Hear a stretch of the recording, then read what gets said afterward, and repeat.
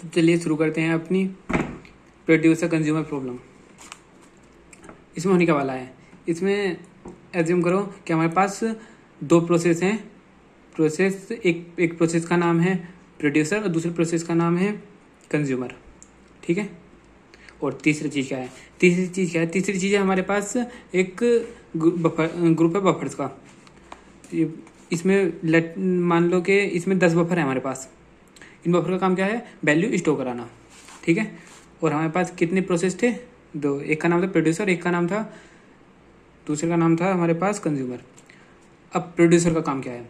Producer का काम है वैल्यू को इंसर्ट कराना इन बफर्स में, ठीक है। और कंज्यूमर का काम क्या है? कंज्यूमर का काम है वैल्यूज़ को इसमें से बफर्स में से एक्सट्रैक्ट करना, ठीक है। तो ठीक है, अब शुरू करते हैं। तो हमने प्रीडिफाइन कर लिया हमने n की वैल्यू 10 और काउंट स्टार्टिंग में हमारे पास 0 है, ठीक है। तो भी लूप चलता है। पहले हम एक वेरिएबल डिफाइन करते हैं n, नम से कर लिया, ठीक है। अब हमारे पास प्रोड्यूसर का काम क्या है? प्रोड्यूसर का काम है वैल्यू को इंसर्ट कराना बफर में। तो ठीक है, ये पहली बार चल रहा है, तो इसे क्या करेगा? ये यहाँ से इंसर्ट करा देगा नम को बफर में, ठीक है। ये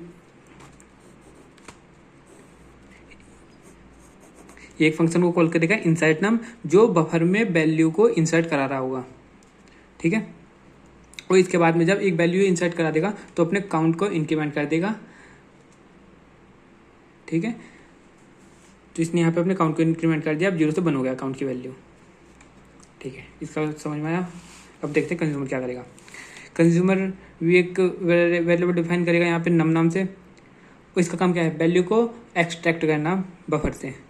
तो ये एक वैल्यू को बफर से एक्सट्रैक्ट करेगा, रिमूव नम नाम का कोई फंक्शन होगा जिसे कॉल करेगा। तो उससे इन बफर में जो वैल्यू प्रोड्यूसर ने इंसर्ट कराई थी उसे एक्सट्रैक्ट कर लेगा।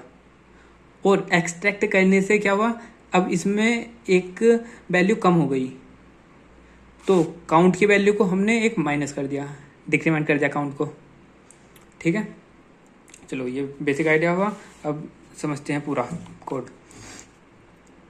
होने क्या वाला है। अब देखो, प्रोड्यूसर जो है वैल्यू इंसर्ट करा रहा है इसमें। उस प्रोड्यूसर ने पहली वैल्यू इंसर्ट कराई, दूसरी वैल्यू इंसर्ट कराई, तीसरी वैल्यू इंसर्ट कराई। इस तरह से बफर्स की जो लिमिट थी वो 10 थी, इसने 10 वैल्यू इंसर्ट करा दी। अब प्रोड्यूसर दोबारा से चलता है, ठीक है। प्रोड्यूसर जो प्रोसेस है वो दोबारा से शेड्यूल होता है 11वें टाइम। तो 11वें टाइम में कंडीशन चेक करेगा कि काउंट इक्वल टू अगर n है, मतलब अगर काउंट की वैल्यू अभी n है, 10 है, तो ये स्लीप मोड में चला जाएगा। मतलब 10 अगर ये इंसर्ट करा चुका है और बफर में जगह नहीं है वैल्यू इंसर्ट कराने के लिए, तो जब 11वीं बार ये कॉल होगा तो ये स्लीप मोड में चला जाएगा, ठीक है। ये स्लीप मोड में चला गया, मान लिया इसमें 10 वैल्यू इंसर्ट हो गई बफर्स में।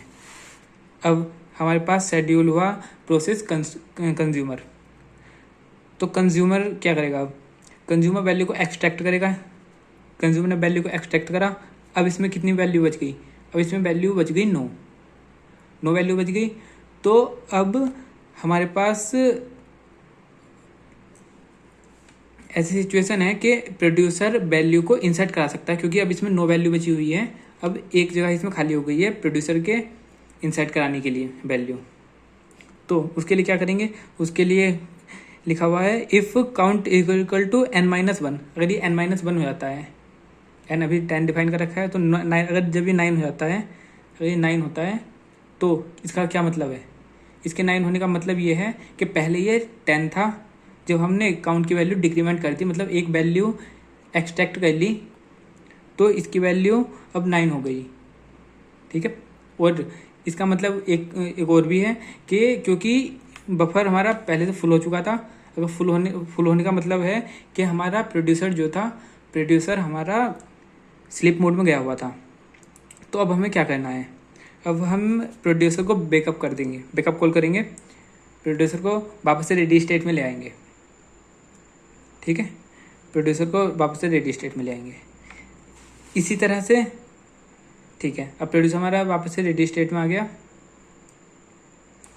और अब फिर से कंज्यूमर जो है, कंज्यूमर वापस शेड्यूल हो रहा है तो कंज्यूमर चलता जाता है। ठीक है, इसने पहली वैल्यू एक्सट्रैक्ट करी, अब 9 बची, फिर 8 बची, फिर 7 बची। इस तरह से एक कंडीशन ऐसी आएगी जब इन बफर्स में एक भी वैल्यू नहीं बचेगी कंज्यूमर को देने के लिए कि कंज्यूमर वहाँ से एक्सट्रैक्ट कर सके एक भी वैल्यू। तो ऐसी कंडीशन में क्या होगा, जब एक भी वैल्यू नहीं बचेगी उसके लिए हमने कंडीशन लगाई है कि अगर काउंट इज इक्वल टू 0 हो जाता है, मतलब काउंट की वैल्यू अगर 0 हो जाती है, बफर्स में कोई वैल्यू नहीं बचती, तो हमारा कंज्यूमर जो प्रोसेस है वो स्लीप मोड में चला जाएगा। कंज्यूमर प्रोसेस स्लीप मोड में चला जाएगा। ठीक है, अब हमारा कंज्यूमर प्रोसेस स्लीप मोड में चला गया तो अब नंबर आया प्रोड्यूसर का। तो प्रोड्यूसर क्या करेगा, अभी इस टाइम पे हमारे पास बफर जो है वो खाली है, बिल्कुल कोई वैल्यू नहीं है उसमें। तो अब प्रोड्यूसर शेड्यूल हुआ तो प्रोड्यूसर एक वैल्यू इंसर्ट कराएगा, कंडीशन चेक करेगा। ऑब्वियसली अभी काउंट की वैल्यू 0 है तो n की इक्वल तो होगी नहीं, तो सीधा आएगा इंसर्ट कराएगा वैल्यू को और काउंट की वैल्यू में एक इंक्रीमेंट कर देगा कि मैं एक वैल्यू और इंसर्ट करा चुका हूँ। ठीक है, फिर एक कंडीशन चेक करेगा काउंट इज इक्वल टू 1 है क्या।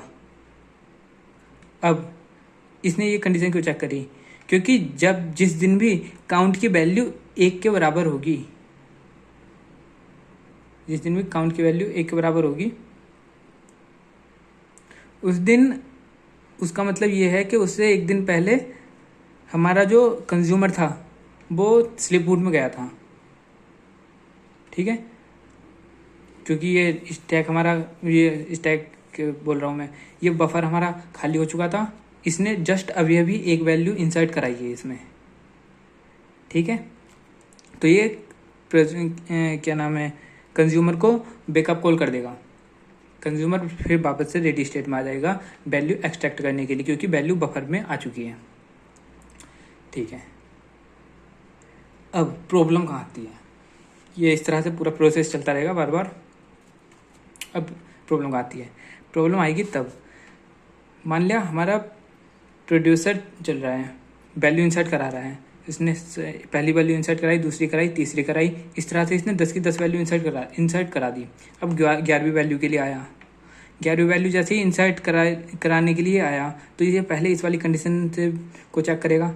इस कंडीशन को चेक करा तो कंडीशन हो गई ट्रू, क्योंकि n की वैल्यू 10 हो चुकी थी।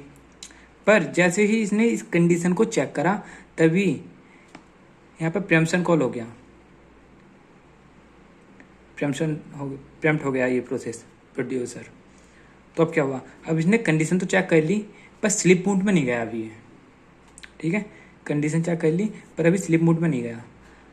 अब बफर जो है हमारे पास, बफर फुल है, ठीक है, स्लीप मोड में नहीं गया। अब नंबर आ गया हमारे पास कंज्यूमर का।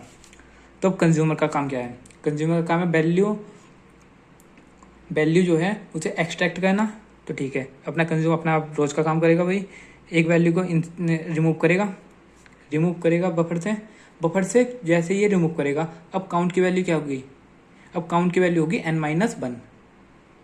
ठीक है, और n-1 के लिए लगी हुई थी हमारे पास एक कंडीशन कि जब काउंट हो जाएगा n-1 तो हमें बैकअप कॉल करनी है प्रोड्यूसर को, क्योंकि हो सकता है कि प्रोड्यूसर अभी स्लीप मोड में हो, और बल्कि कंज्यूमर तो यही सोच के कॉल कर रहा है। मतलब कंज्यूमर तो कॉल ही सोचने का मतलब क्या है कि कंडीशन लगी हुई है, जब भी कंडीशन ट्रू होगी तो कंज्यूमर ने इस कंडीशन को ट्रू करते हुए बैकअप कॉल करी प्रोड्यूसर के लिए कि प्रोड्यूसर स्लीप मोड में था, क्योंकि उसकी वैल्यू 10 हो चुकी थी काउंट की। तो इसने कॉल करी पर ये कॉल बेकार हो जाएगी, क्योंकि प्रोड्यूसर अभी स्लीप मोड में गया ही नहीं था, इसने सिर्फ कंडीशन चेक करी थी और प्रेम्प्ट हो गया था। तो कॉल तो ये बेकार हो जाएगी, कोई दिक्कत नहीं है। ठीक है, अब इसके बाद में एज्यूम करो कि इसके बाद में फिर से ये प्रोसेस इसके बाद में फिर से, चलो ठीक है अभी इसे देखते हैं, ये हुई, फिर दोबारा से ये लूप गया, दोबारा से इसने एक वैल्यू को एक्सट्रैक्ट करा, दोबारा से एक वैल्यू को और एक्सट्रैक्ट कर लिया। अब उसमें बची n-2 वैल्यू, बफर में बची हमारे पास n-2 वैल्यू। तो n-2 वैल्यू बची, ठीक है। अब इसकी कंडीशन फॉल्स हो जाएगी और ये लूप फिर से चल जाएगा आगे को, ठीक है। अब तीसरी कंडीशन के लिए तीसरी बार चलाइए। अब मान लो कि तभी से ये प्रोसेस जो था हमारा कंज्यूमर, ये प्रेम्प्ट हो गया और एक्सेस चला गया हमारे पास प्रोड्यूसर के पास। अब क्योंकि प्रोड्यूसर यहाँ पर प्रेम्प्ट हुआ था, तो ये अब नेक्स्ट जो इंस्ट्रक्शन एग्जीक्यूट करेगा वो करेगा स्लीप। कंडीशन पहले चेक कर चुका था और अब ये स्लीप को कॉल करेगा और स्लीप मोड में चला जाएगा। स्लीप मोड में चला गया उस कंडीशन में जब n की वैल्यू जब काउंट की वैल्यू n से कम थी, ठीक है। ये स्लीप मोड में चला गया, स्लीप मोड में रहेगा। अब इसका कुछ नहीं हो सकता। अब फिर से कभी ना कभी एक्सेस कंज्यूमर के पास आएगा। कंज्यूमर के पास एक्सेस आया, कंज्यूमर वैल्यू एक्सट्रैक्ट कराता गया। कब तक कराएगा ये कंज्यूमर? अब वैल्यू को कब तक एक्सट्रैक्ट करेगा? जब तक ये बफर खाली नहीं हो जाता। और मान लो बफर खाली हो गया और इसकी वैल्यू, काउंट की वैल्यू होगी 0। अब क्या हुआ? अब हमारे पास कंज्यूमर भी स्लीप मोड में चला गया। कंज्यूमर अब स्लीप मोड में चला गया और प्रोड्यूसर पहले से स्लीप मोड में था। तो अब क्या हुआ ये? तो अब यहाँ पर एक कंडीशन, जो डेडलॉक की कंडीशन थी वो क्रिएट हो गई, क्योंकि इसे बैकअप करने के लिए इसका स्लीप मोड से बाहर रेडी स्टेट में होना ज़रूरी था, पर ये नहीं है। और इसे बैकअप करने के लिए कंज्यूमर को बैकअप करने के लिए प्रोड्यूसर का रेडी स्टेट में होना ज़रूरी था, और प्रोड्यूसर को बैकअप करने के लिए कंज्यूमर का रेडी स्टेट में होना ज़रूरी था, पर ये दोनों स्लीप मोड में है। तो अब यहाँ पे आ गई हमारी डेडलॉक कंडीशन, क्योंकि और ये सारा का सारा जितना भी प्रोसेस चल रहा था ये यूजर मोड में चल रहा था, इस वजह से डेडलॉक कंडीशन अकर होगी। तो ठीक है, अब अगली वीडियो में देखेंगे इसका सॉल्यूशन क्या होगा, क्योंकि यूजर मोड में चल रहा है। तो हम इसका सॉल्यूशन क्या होगा, सॉल्यूशन इसका अगली वीडियो में देखेंगे। बेसिकली इसे करेंगे क्या, इसे हम फिर कर्नल मोड में रन करेंगे। फिर कर्नल मोड में प्रेम्पशन नहीं होता। प्रेम्पशन की वजह से तो एक डेडलॉक कंडीशन आ रही थी हमारे पास। और अगर हम यहाँ से कोई ऐसा तरीका ढूंढ ले कि ये प्रेम्प्ट ना हो, ठीक है, यहाँ पर बीच में प्रेम्प्ट ना हो, तो हमारी प्रॉब्लम सॉल्व हो जाएगी। तो वो देखते हैं अगली वीडियो में।